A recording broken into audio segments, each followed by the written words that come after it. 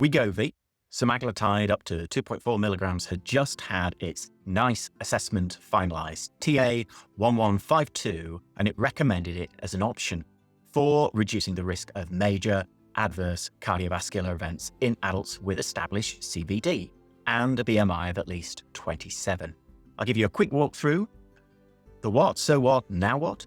So the what? Well, the eligible population are people who've had a previous MI, previous ischemic or hemorrhagic stroke, or symptomatic peripheral arterial disease alongside a BMI threshold of, as I say, 27 or above. Patients with type 2 diabetes are not excluded, and there's no restriction on time since the index event. The evidence comes from the SELECT study. Just over 17,500 patients were recruited, and there was a 20% reduction in the primary endpoint of first MACE event, but there was also a 28% reduction in non-fatal MI, and overall mortality was reduced by 19%. And importantly, the benefits appeared early before substantial weight loss, suggesting a mechanism that is at least partly independent of weight reduction, perhaps inflammation. So NICE's preferred ISA ran from around 6,900 to 14,600 pounds per quality. That's well below the 20,000 pound threshold.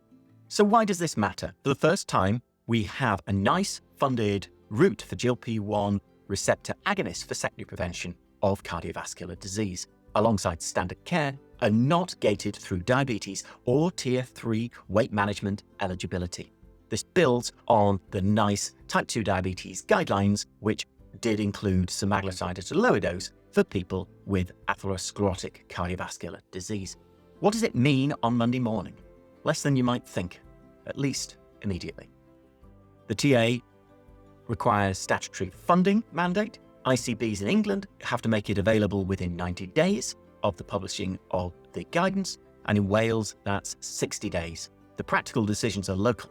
Area prescribing committees will decide where this sits on formulary, who initiates it, cardiology, lipid clinics, weight management clinics, or indeed primary care, whether shared care is needed, and how it interacts with existing obesity pathways. Supply is its own question. So 3 things for us to do. 1 is to identify the eligible cohorts in your practice. 2, watch for the local area prescribing position. And 3, form a view on initiating setting, because that conversation is coming. So this is a big step forward for cardiovascular care. How are we going to fund it? That remains a question, but NICE says we must.